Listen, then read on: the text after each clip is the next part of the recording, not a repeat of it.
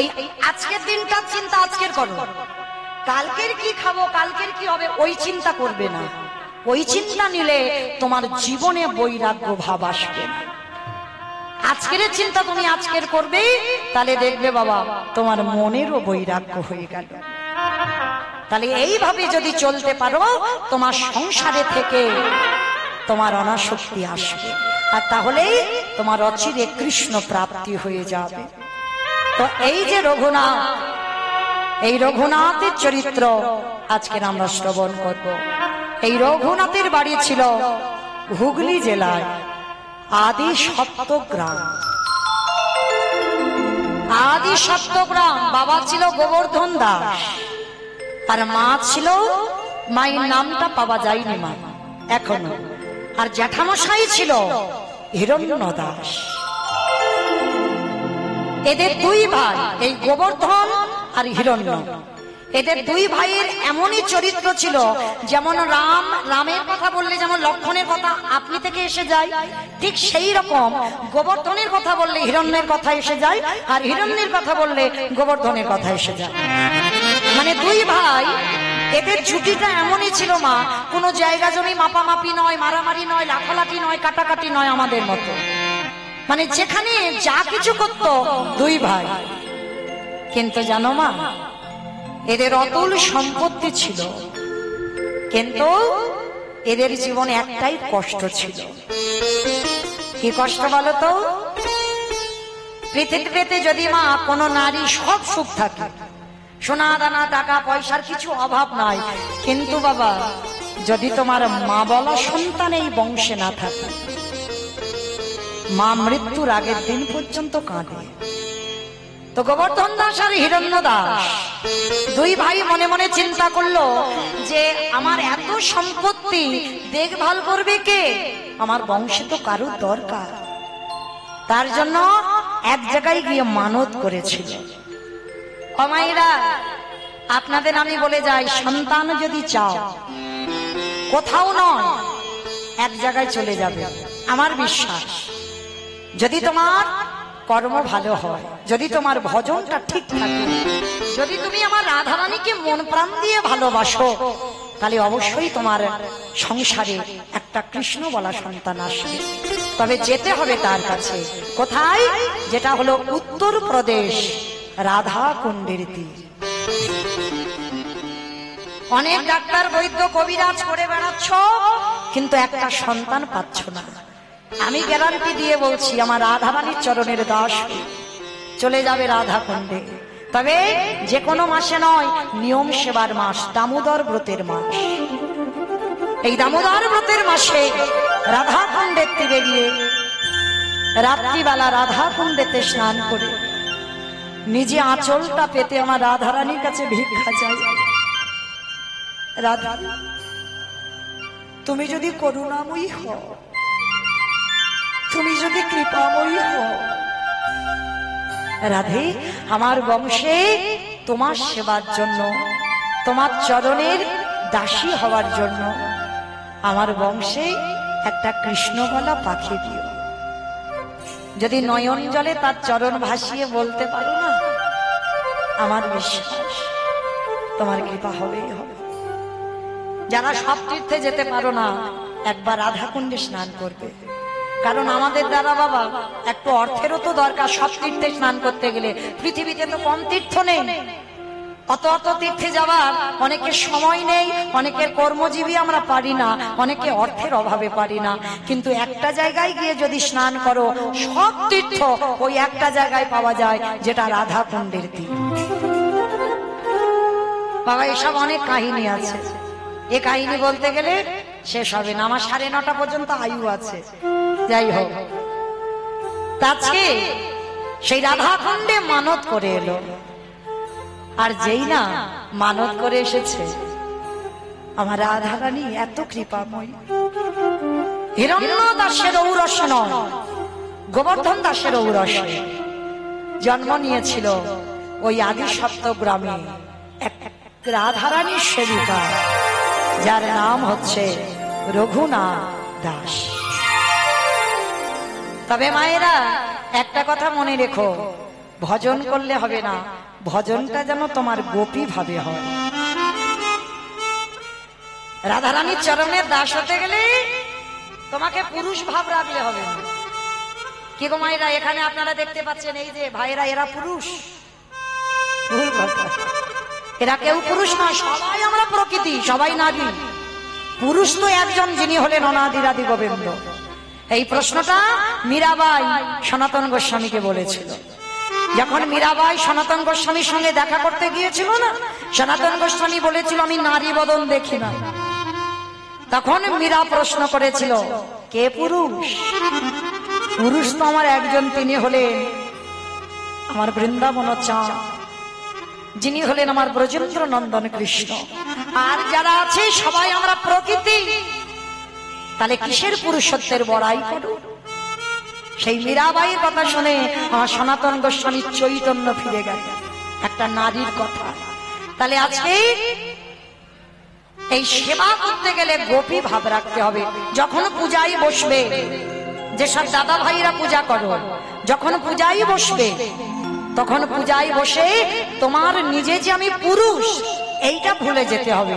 আমি নারী, আমি আমার রাধারানীর চরণের দাস, আমি রাধারানীর চরণের সেবিকা হতে চাই। আর এই মনোভাব নিয়ে যদি তুমি সেবা পূজায় বসো, তোমার কৃষ্ণ প্রাপ্তি হয়ে যাবে। তুমি যত বড় পাপী হও, যত বড় অপরাধী হও। তো আজকে এই রঘুনাথ দাস জন্ম নেওয়ার পর থেকে বৈরাগ্য ভাব, তার কোনো কিছু খেলা ভালো লাগে না, সর্বদা কৃষ্ণ নামে পাগল। যেখানে হয় হরি কথা, কৃষ্ণ কথা, সেখানে রঘুনাথ চলে যায়। যেখানে সাধুগুরু বৈষ্ণবরা আসে, রঘুনাথ ছোটবেলা থেকে হামাগুড়ি দিয়ে সেই দিকে চলে যায়। আর রঘুনাথ ছোটবেলা থেকে সে একটাই খেলা খেলে। কি খেলে জানো? রাধা কৃষ্ণ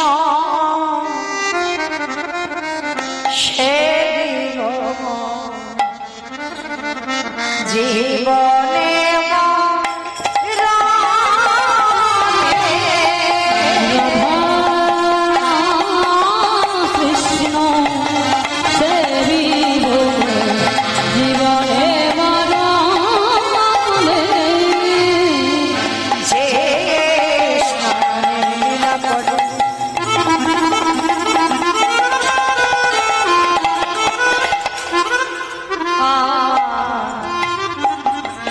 যুগল কৃষ্ণ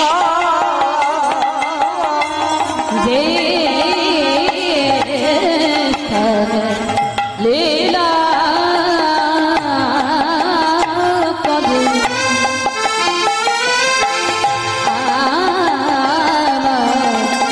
যুগল কৃষ্ণ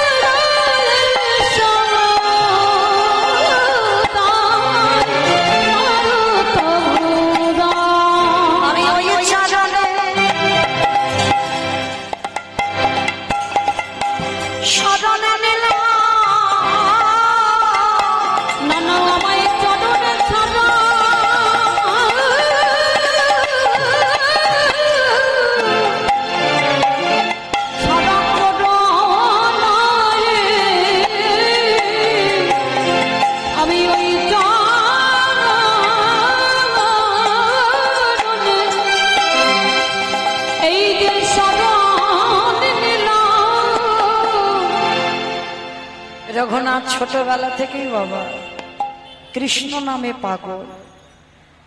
বাবা জ্যাঠা মনে মনে স্থির করলো যে ছেলেটাকে পাঠশালায় ভর্তি করতে হবে। আমাইরা এই জায়গাটা একটু মন দিয়ে শোনেন। হরি বল। ছেলেটাকে পাঠশালায় ভর্তি করতে হবে, ভর্তিও করলো। যার নাম হচ্ছে বলদেব আচার্য। আর বলদেব আচার্যের কাছে যেই না রঘুনাথকে নিয়ে গেছে, বলদেব আচার্য রেগে গেছে, অসম্ভব, বড় লোকের ছেলেরা একটু খামখেয়ালি হয়। কি মাইরা ভুল বললাম? ওদের একটু জেদ বেশি হয়, যখন যেটা চাইবে সেটাই দিতে হবে। কিন্তু গরিবের ঘরের ছেলেদের বাবা এটা হয় না, বড় লোকের ছেলেদের একটু জেদ হয়, কারণ তাদের তো কোনো কিছু অভাব নেই। ছেলে যখন যেটা চায় তখন বায়না পূরণ করে দেয়। আজকের বলদেব আচার্য বলে বলেন, অসম্ভব, তোমার রঘুনাথকে আমি আশ্রয় দিতে পারবো না, কারণ ও খামখেয়ালি ছেলে। গোবর্ধন আর হিরণ্য বলছে, গুরুদেব আপনি জানেন না, আপনি চেনেন না আমার রঘুনাথকে। দুটো দিন ওকে দেখে, আর দুটো দিনে আমার রঘুনাথ যদি কোনো অন্যায় করে তাহলে আমার রঘুনাথকে বের করে দেবেন, কিন্তু আমার রঘুনাথ অন্যায় করতেই পারে না। কমাইরা রেখে গেল ছেলেটাকে, আর ছেলেটাকে যখনই রেখে গেল না, তখন করার পড়াশোনা বলতে ভাগবত। গুরুদেব ভাগবত পড়তে বসেছে, অন্যান্য পড়ুয়ারা আশ্রমে যত ছেলেরা ছিল সব বসে আছে। আর মায়েরা কেউ 5 বছর, কেউ 6 বছর, কেউ 7 বছর, তারা কিছু ভাগবতের বোঝে। গুরুদেব পাঠ করছে, সবাই বসে আছে, গল্প করছে, কত হাসি ঠাট্টা করছে, কত অন্য মনস্ক। কিন্তু রঘুনাথ সবার সামনে বসে আছে। গুরুদেব ভাগবত পড়ছে, অন্যান্যরা যারা পড়ুয়া ছিল বাবা, তারা কিছুক্ষণ পরে উঠে সব খেলতে চলে গেছে। আর রঘুনাথ সামনে বসে বসে অঝর নয়নে কাঁদছে। গুরুদেব পাঠ করতে করতে, কি রঘুনাথ, এই রঘুনাথ, হ্যাঁ রে বাবা কাঁদছিস কেন তুই বসে বসে? আমি ভেবেছিলাম তুই বুঝি আশ্রমে কত দুষ্টুমি করবি। হ্যাঁ রে, তোর কি বাবা মার জন্য, জ্যাঠামশাইয়ের জন্য মন খারাপ হচ্ছে? না গুরুদেব। তাহলে কি তোর খিদে পেয়েছে তুই বলতে পারছিস না? না গুরুদেব। তাহলে আজকে তুই কাঁদছিস কেন? ওই যে গুরুদেব আপনি পাঠ করছেন। হ্যাঁ রে, তুই এইটুকু বয়সে আমি ভাগবতের এই কঠিন কঠিন শ্লোক পাঠ করছি, তুই বুঝতে পারছিস না? গুরুদেব আমি কিছু বুঝতে পারছি না। তাহলে তুই কাঁদছিস কেন? গুরুদেব আমি কাঁদছি একটা কারণে, আমি কি তারে পাবো না? বলো না গুরুদেব, আমি কি তারে পাবো না? হ্যাঁ রে বাবা, তুই কাকে পাওয়ার কথা বলছিস? গুরুদেব, আমি কি কোনোদিন কৃষ্ণ পাবো না? চমকে উঠেছে গুরুদেব। এইটুকু ছেলে এইটুকু বয়সে কৃষ্ণ পাবার জন্য কাঁদছে।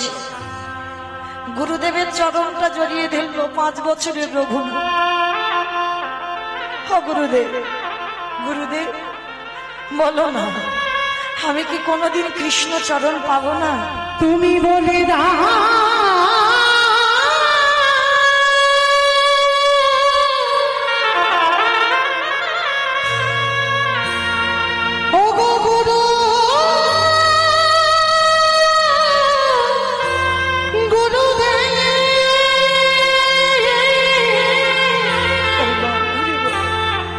আমি কোথা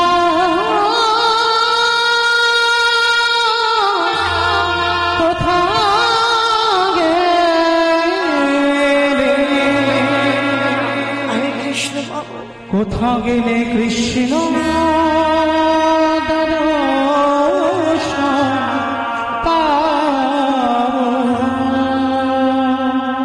বলদেব আচার্য রঘুনাথকে বুকে জড়িয়ে ধরল।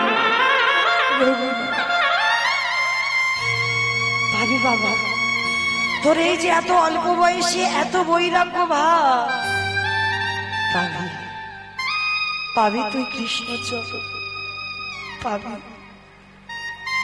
আর ঠিক সেই সময় লক্ষ্য হীরা উদ্ধার করে বেনাপুলের জঙ্গল থেকে নামাচার্য হরিদাস ঠাকুর এসেছিল বলদেব আচার্যের ঘরে। আর রঘুনাথ এমনই একটা ছেলে ছিল জানো মা, সবাই ওই হরিদাস ঠাকুরকে দেখে সবাই পঞ্চাঙ্গ প্রণাম করছে। মানে পঞ্চাঙ্গ প্রণাম মানে কি মা, আমরা নারী জাতি তো, আমাদের ষষ্ঠাঙ্গে দণ্ডবত প্রণাম করা নিষিদ্ধ। আমাদের হাঁটুটা মাটিতে রেখে হাত জোড়ো করে প্রণাম করতে হবে, কিন্তু কোনোদিন মাটিতে যেন কেউ ভুল করে শুয়ে পড়ে প্রণাম করো না, ওইটা পুরুষদের। তো আজকে যেই না বাবা এই রঘুনাথ দাস, সমস্ত ভক্তরা সবাই তো পঞ্চাঙ্গ প্রণাম। আর আমার রঘুনাথ কি করেছে জানো? রঘুনাথ হরিদাস ঠাকুরকে দেখে সাষ্টাঙ্গে দণ্ডবত প্রণাম। আর যেই না দণ্ডবত প্রণাম করেছে, হরিদাস ঠাকুর হাত দুটো তুলে বলছে, আরে ও নো নো। আচ্ছা মা, একটা কথা বলো তো, ভক্ত চিনবে কি করে? এই গলায় তুলসীর মালা দেখলে বলবে ভক্ত, দাদার সঙ্গে তিলক সেবা করা দেখলে বলবে ভক্ত না, এগুলো তোমার আভরণ। যেমন যে কোম্পানির চাকরি করতে গেলে সেই কোম্পানির কাপড় জামা ব্যবহার করতে হয়, আর আমরা কৃষ্ণচরণের দাস যদি হই এই পোশাকগুলো আমাদের ব্যবহার করতে হয়। তাহলে ভক্ত চিনবে কি করে? ভক্তের চোখের দিকে তাকাতে হবে। যার একবার কৃষ্ণ নামে নয়নে বাড়ি ঝরে,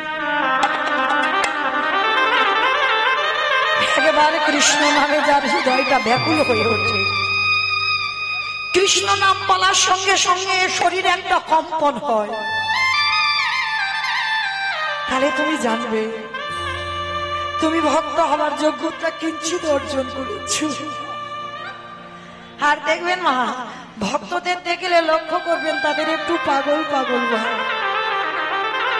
বাহ্যিক জগতের পাগল নয়, তারা কৃষ্ণ নামে পাগল।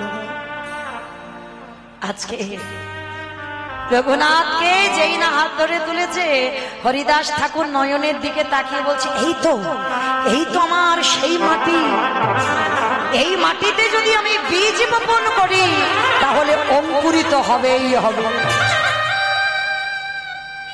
আর এই যে রঘুনাথ সব সময় হরিদাস ঠাকুরকে অনুকরণ করত। আমার অনুকরণ মানে বোঝো তো, এখন যেমন কীর্তন জগতে হচ্ছে গুরু ধরতে লাগে না বাবা, শুনে শুনে মুখস্থ হয়ে যায়। তুমি যদি গুরু নাও ধরো তাহলে তুমি লীলা গাইতে পারো। এগুলো হচ্ছে অনুকরণ করা। কিন্তু তাদেরও ক্ষমতা থাকা দরকার যারা এগুলো করে। ভালো, আমি খারাপের জন্য বলছি না বা খারাপও বললাম না। তো আজকে এই যে অনুকরণ করা, তা এই রঘুনাথ দাস সর্বক্ষণ হরিদাস ঠাকুরকে অনুকরণ করত। কি অনুকরণ করত? বাবা, যারা ভজন জগতে নেমেছেন, মনে রেখো ভজন অত সোজা নয়, তাদের আহার কমাতে হবে আর নিদ্রা কমাতে হবে। এই দুটো জিনিস সবার আগে দরকার, আহার আর নিদ্রা। দিবা নিদ্রা তো নিষিদ্ধ, আহার করতে হবে।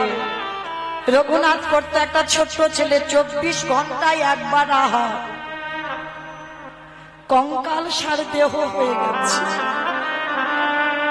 গুরুপাঠ শেষ করে বাড়িতে ফিরেছে, কিন্তু বাবা ফিরলে কি হবে? আগে যার হৃদয়ে প্রেম ভক্তি ছিল তার থেকে গুরুপাঠ থেকে এসে বাবা আরো দ্বিগুণ ভক্তি বেড়ে গেছে। রাস্তা দিয়ে যদি বৈষ্ণব ছুটে যায়, রঘুনাথ তার পিছনে ছুটে চলে যায়। যদি কোথাও হরি নাম কীর্তন হয়, পাগলের মতো ঘর থেকে চলে যায়। কোথাও যদি ভাগবত পাঠ হয়, কাউকে না বলে রঘুনাথ রাতের অন্ধকারে বেরিয়ে যায়। আর জমিদারের ছেলে তো প্রজারা আবার ধরে নিয়ে আসে। তো বিরক্ত হয়ে গেছে বাবা জ্যাঠারা। রঘুনাথের অবস্থা দেখে, পাগল পাগল ভাব দেখে একদিন রেগে গিয়ে বলে উঠলেন, জ্যাঠামশাই, রঘুনাথ, তুই আমার জমিদারের ছেলে, আর তোর যদি স্বভাব, তোর চরিত্র যদি এইরকম পাগল পাগল ভাব হয়, কোথায় সাধুগুরু বৈষ্ণবদের দেখলে তাদের পিছনে ছুটে যাও। শোন, আজকে থেকে তোকে আমি ঘরে বন্দি করে রেখে দেব। রঘুনাথ হেসে উঠেছে, জ্যাঠামশাই ঠিক করেছ, ঠিক করেছ, আমি তো পাগল, আমাকে ঘরে বন্দি করে রেখে দাও, আমি বাইরে যেতে চাই না। কারণ নিরজন জায়গা না হলে কৃষ্ণ ভজন হয় না। আমি নিরজনে থাকবো, আমার ভজন সাধন হবে। আজকে নিরজন জায়গায় বসেছে, হাতে পায়ে শিকল দিয়ে রেখে দিয়েছে গো রঘুনাথে। কেন জানো? কৃষ্ণ ভোলাবে বলে। কি গো মাইরা, ভোলা যায়? যার চরণে তুমি দেহ মন প্রাণটা দিয়ে দিয়ে